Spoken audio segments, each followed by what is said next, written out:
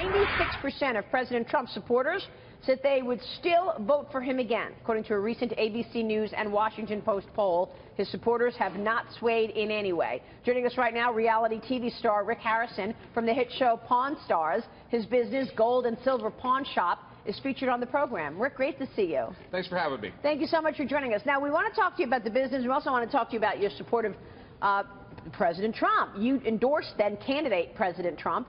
How do you think he's doing? I think he's actually doing a good job. I mean, you would know that from watching the news. He gets some decent press on Fox. No, it's I mean, there's just a lot to be done, and you can look at the economy. I mean, the effects of the 8 years of Obama is finally showing up. You know, we had 0.7 GDP growth in the last quarter, and if you figure GDP the way we did 4 years ago, that would be negative growth. 4 years ago, they came up with decided that all R&D is suddenly goes into the plus column instead of the expense column, and it was a way the Obama administration actually boosted up GDP. But you know, just make it easy to do business, and people will do business in this country. Just right now, it's just literally a nightmare. Yeah.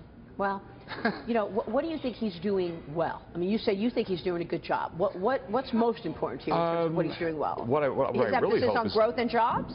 Yeah, I mean, like, get rid of the regulations, get rid of Obamacare, lower my taxes, and I'll open more businesses. I'm a serial business opener, an entrepreneur. I mean, I have a publishing company, I have a production company, I have a bar, I have a restaurant, I build shopping centers.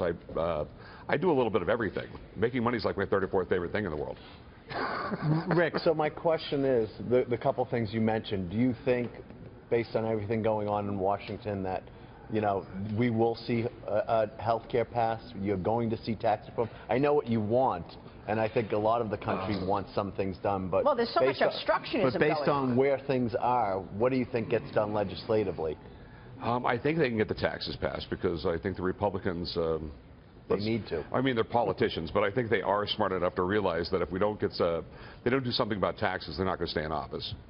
I think they realize that too, yeah. Yeah. It's, you know, and I mean, the American public doesn't know. I mean, I tell my employees all the time, do you know that I match your Social Security, I match your Medicare? You ever heard of suit tax or food tax or the other 50 other taxes I have to pay?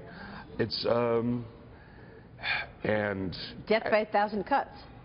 Oh, but no, it's death by 1,000 cuts. I mean, like just my pawn business. It's the Obama administration made it illegal for me to loan any money to anyone in the military. I have one compliance guy just for a pawn shop.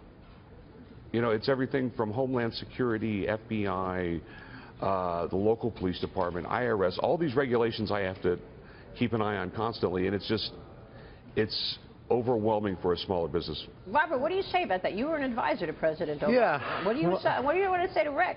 You know, listen, I think on the tax side, I've been for tax reform all along. One of with the administration, with having a Republican House during that time, they had to do it revenue neutral.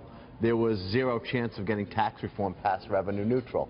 If you look at the Trump plan today, we're talking about tax cuts. If you're talking about tax reform, there's zero chance he's going to be doing it revenue neutral. So therefore, he's going to have to get the deficit hawks, okay, on his side, which why we've been saying for a lot of the last few months, there's a high likelihood of tax cuts. There's less likelihood of tax reform. But it's also the regulatory stranglehold that was been on Rick. That's what he's also talking about. Well, he couldn't even lend to the military. Well, my question I would say is, what has changed? What has changed in the last, 120 days that allows you now to do some of those things? Nothing yet. Well, at least there's hope now. No, I agree. My only point is, I think we should just differentiate between rhetoric, okay, and actually legislative action. And this is not, listen, I want the president to succeed. I'm an American first, just like Rick is, okay? That being said, these actions we want have to be passed legislatively. We can, and the market has been vibrant because of these expectations.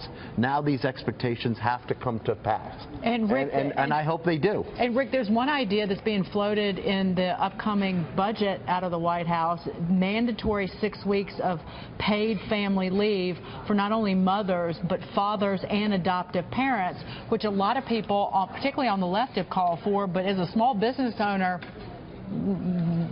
probably not a fan if it's mandated by the federal government.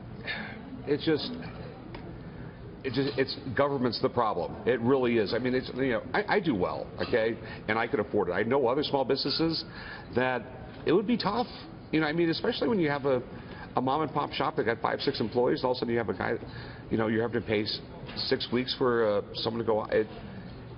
Listen, I'm with Rick because our drone company. No, listen, our drone company has now 50 employees, so we're now at that new threshold, and we're going through all of these regulatory kind of check and balances. We have now, you know, a bunch of HR and compliance officers. Yeah. I hear you as a small business. That being said, I agree with Rick. There's a new vibrancy for the business community, and it seems that, you know, I hope you're doing much better. I certainly watch you all the time. I'm doing well. I mean,